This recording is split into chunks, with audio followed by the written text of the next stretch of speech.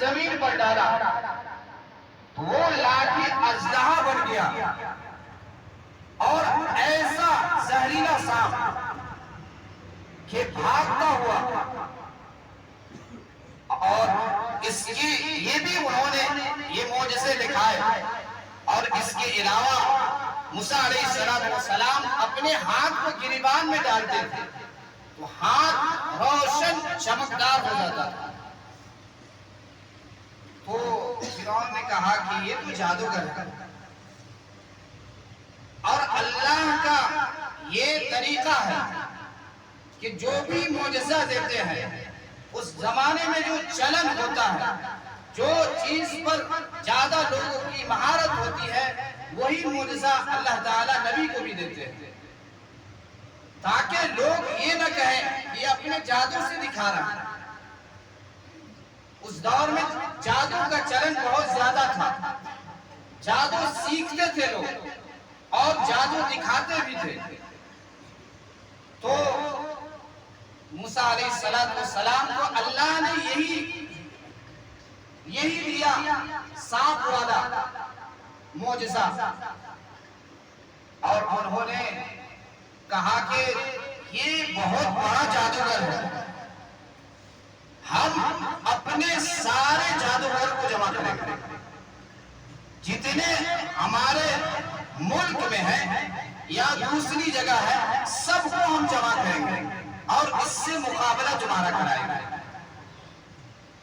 اگر یہ جادوگر ہے تو یہ ہار جائے گا اور اس کی جھوٹی بات لوگوں کے سامنے آیا ہو جائے گا. تو موسیٰ علیہ السلام نے کہا کہ ایک دن رکھا جائے. فرعون نے کہا کہ بتاؤ کس دن رکھا جائے. یوم الزینۃ وان یحشر الناس ضحیٰ. اس زمانے میں ایک رواج تھا, عید کا دن ہوتا تھا. تو یہاں تو موسیٰ علیہ السلام کو موقع بھی کیا.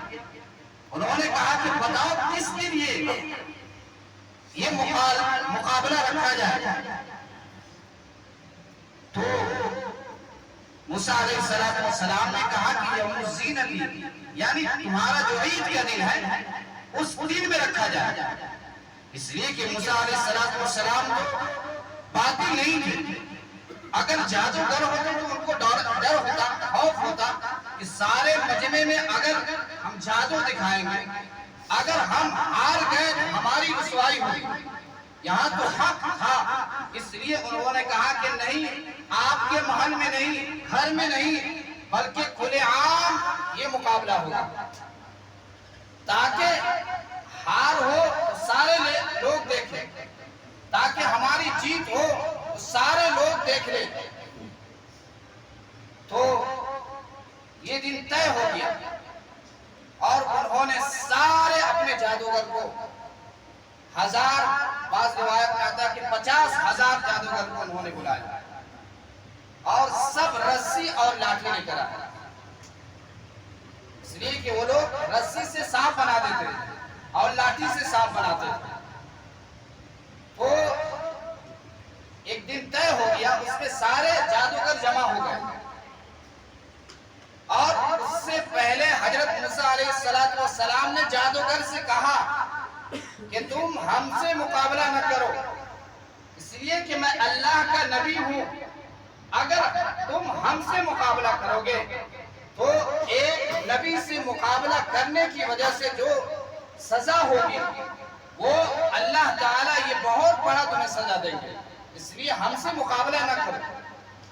تو جادوگر میں بھی اختلاف ہو گیا.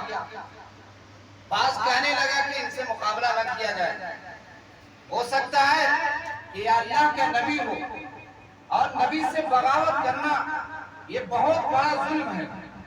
انہی لوگوں میں اختلاف ہونے لگا اور یہ اختلاف سب کے پاس نہیں تھا, آپس میں سرگوشی کر رہے تھے. وہ اصل نجوا, کان در کان تھا, آپس میں یہ باتیں کر رہے تھے کہ اس سے مقابلہ نہ کیا جائے. بعض کہہ رہے تھے مقابلہ کیا جائے, اس لیے کہ اس سے پہلے کسی نبی نے یہ نہیں کہا تھا کہ میرے بعد کوئی نبی آنے والا نہیں، اس لیے کہ نبوت کا دروازہ ابھی کھلا تھا۔ یہ بھی ہو سکتا تھا کہ یہ اللہ کے نبی ہو، اس سے پہلے کسی نے دعویٰ نہیں کیا تھا کہ میں آخری نبی ہوں، بلکہ آپ صلی اللہ علیہ وسلم آخری نبی تھے۔ اس لیے وہ لوگ کہتے تھے ہو سکتا ہے کہ یہ اللہ کا نبی ہو، ان سے مقابلہ نہ کیا جائے۔ لیکن جب دیکھا کہ آپس میں پھوٹ پڑنے لگا تو سب نے ایک زبان ہو کر کہا کہ نہیں، یہ کوئی نبی نہیں ہے، یہ جادوگر ہے۔ سب نے ایک زبان ہو کر کہا کہ یہ جادوگر ہے، ہم ان سے مقابلہ کریں گے۔ اب مقابلے کی باری آئی تو فرعون نے کہا کہ اے موسیٰ، تم پہلے جادو دکھاؤ گے یا میں دکھاؤں؟ جادوگر نے کہا کہ تم پہلے اپنا جادو دکھاؤ گے یا میں دکھاؤں؟ یہ یہاں کی کھیل میں بھی ہوتا ہے کہ تم بیٹنگ کرو گے یا ہم کریں،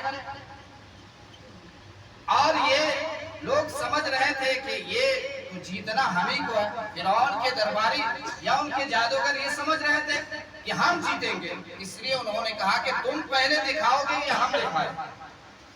تو موسیٰ علیہ السلام نے کہا کہ تم دکھاؤ، اور موسیٰ علیہ السلام کو اب تک یہ معلوم نہیں تھا کہ کرنا کیا ہے، اس لیے ان کو تو یقین تھا اللہ پر، اب تک ان کو پتہ نہیں تھا کہ ان سے مقابلہ کرنا کیسے ہے۔ وہ وحی کے انتظار میں تھے۔ تو ان لوگوں نے اپنا جو لاٹھی تھا، رسی تھا، سب کو سانپ بنا دیا اور دوڑتا ہوا حضرت موسیٰ علیہ السلام اور ہارون کی طرف آیا، اور اللہ نے ادھر ان کو حکم دیا کہ اپنے لاٹھی کو زمین پر ڈال۔ جب انہوں نے اپنے لاٹھی کو زمین پر ڈالا تو یہ اتنا بڑا اژدہا، اتنا بڑا سانپ بن گیا کہ یہ سانپ سارے جادوگر کے جتنے سانپ تھے سب کو کھا گیا، اور کھانا تھا کہ جتنے جادو دکھانے والے تھے سب سجدے میں گر گئے۔ یہ ایسا لگ رہا تھا کہ اس کو کسی نے گرا دیا ہو۔ جو مقابلے کے لیے حضرت موسیٰ علیہ السلام کے مقابلے کے لیے انہوں نے ایک بیگ سب سجدے میں گر گئے،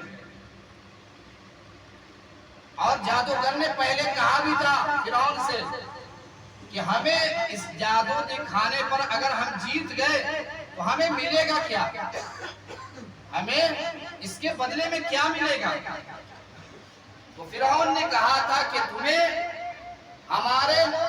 ہماری نزدیکی حاصل ہو، تمہیں انعام سے نوازا جائے گا، تمہیں ہمارے خاص مقرب لوگوں میں شامل کیا جائے گا، اور جتنا مانگو گے اتنا انعام دیا جائے گا۔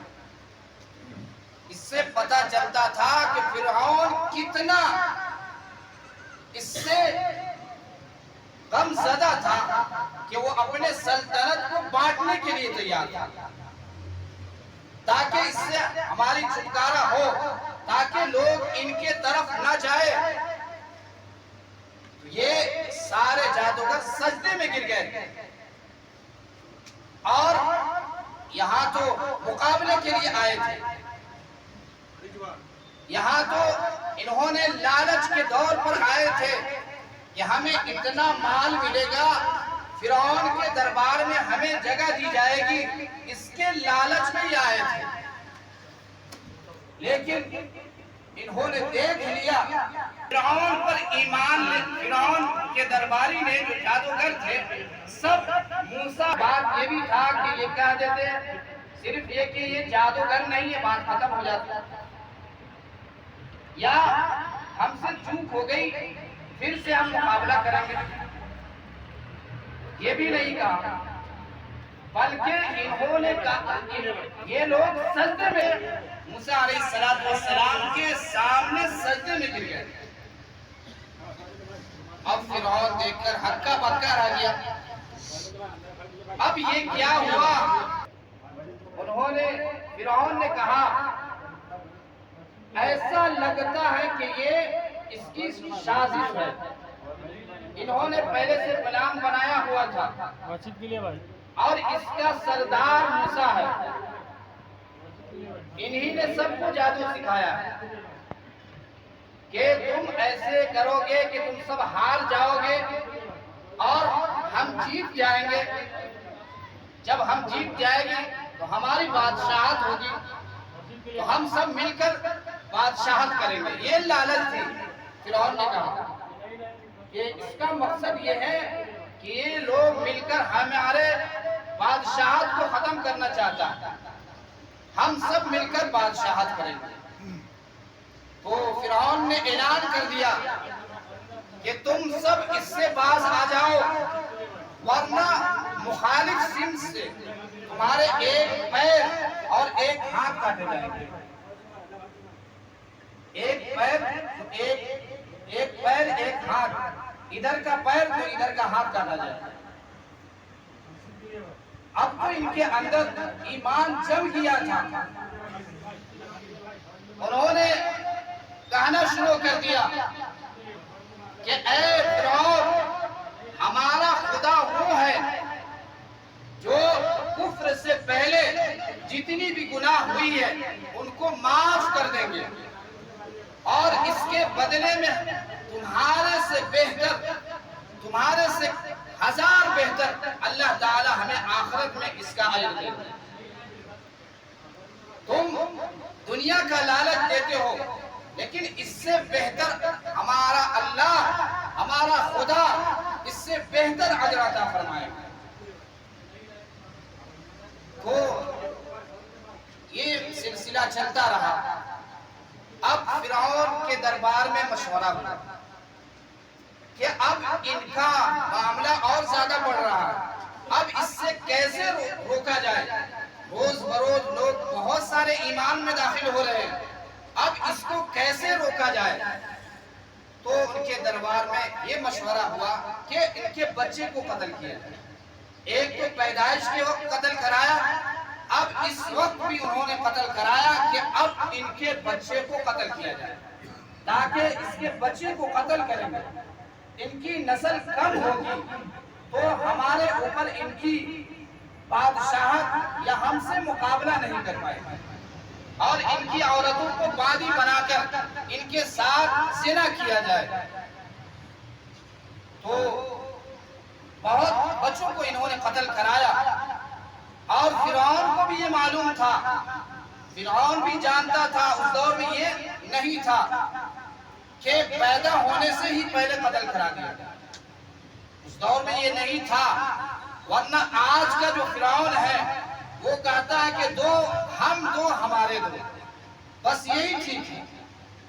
اس کے لیے گھر گھر جا کر سمجھاتے ہیں کہ زیادہ بچہ پیدا کرنا صحیح نہیں ہے، لیکن فرعون کو بھی یہ بھی پتا نہیں تھا، ورنہ وہ پیدا ہونے سے پہلے ہی مار دیتا۔ فرعون کو یہ بات پتا نہیں تھا اس زمانے میں، انہوں نے پیدا ہونے کے بعد بچے کو قتل کر دیتا تھا، اور جو جتنا بڑا ظالم ہوتا وہ اپنے ظلم کو چھپانے کے لیے وہ یہ کہتا ہے کہ دہشت گرد کو ہم ختم کریں گے۔ ارے ظالم، تو دہشت گرد ہے، تو بڑا دہشت گرد ہے کہ تم بم پٹکتے ہو اور بہت سارے لوگوں کو، بے گناہ لوگوں کو ختم کر رہے ہو، اور کہتے ہو کہ ہم دہشت گرد کو ختم کریں گے۔ تو موسیٰ علیہ السلام کو اللہ تعالیٰ نے یہ حکم دیا کہ تم اپنے جو بنی اسرائیل ہے اس کو لے کر راتوں رات مصر سے نکل جاؤ، مصر سے نکل کر چلے جاؤ۔ حضرت موسیٰ علیہ السلام رات کے وقت نکلے، اب جانا کہیں اور تھا، موسیٰ علیہ السلام چلے گئے دوسری طرف۔ اب آگے دریا ہے اور پیچھے پیچھے فرعون کا لشکر ہے۔ اب ان کے ماننے والوں نے کہا کہ اے موسیٰ اب تو ہمیں مار دے گا، ادھر فرعون ہے آگے دریا ہے، اب تو ہم مر گئے۔ تو اللہ تعالیٰ کی طرف سے وحی آئی کہ تم اپنے لاٹھی کو دریا پر مار، اضرب بعصاک البحر فانفلق فکان کل فرق کالطود العظیم، کہ تم اپنے لاٹھی کو دریا پر مار۔ جب انہوں نے دریا پر مارا تو پانی ایک طرف کھڑا ہو گیا، دونوں طرف پانی ہے، بیچ میں راستہ بن گیا۔ کہا یہ دنیا کا کوئی انسان کر سکتا ہے کہ بہتے دریا میں پانی کو روک دے؟ یہ سب معجزہ تھا، پھر بھی فرعون نے نہیں مانا۔ ان کے لیے بہت موقع تھا کہ مان لیتا، تو یہ لوگ دریا سے گزرنے لگے اور دریا سے اس پار چلے گئے۔ فرعون بھی اپنے لاہو لشکر کے ساتھ اس میں داخل ہو گیا۔ حالانکہ اس کو ماننا چاہیے تھا کہ یہ دریا میں راستہ کیسے بن گیا، اب بھی تو ایمان لے آتا، موسیٰ پر ایمان لے آتا، لیکن انہوں نے اب بھی نہیں مانا۔ اور اللہ کا دیکھیے کرشمہ، جب یہ ان کا سارا لاہو لشکر دریا کے بیچ میں چلا گیا تو اللہ نے پانی کو حکم دیا کہ مل جا، سارا پانی مل گیا اور فرعون اس میں غرق ہو گیا۔ اور اس وقت فرعون موسیٰ پر ایمان لے آ رہے تھے کہ ہم موسیٰ اور فرعون کے رب پر ایمان لاتے ہیں۔ تو اللہ کے یہاں جب موت سامنے ہو، نزع کی حالت ہو، تو ایسے وقت میں ایمان قبول نہیں، ایسے وقت میں ایمان قابل قبول نہیں ہے۔ تو اللہ نے کہا کہ تمہارے لاش کو ہم تا قیامت سارے لوگوں کے لیے عبرت بنا دیں گے۔ کئی سالوں کے بعد دریا نے حضرت فرعون کے لاش کو باہر پھینک دیا اور آج بھی فرعون کا لاش موجود ہے۔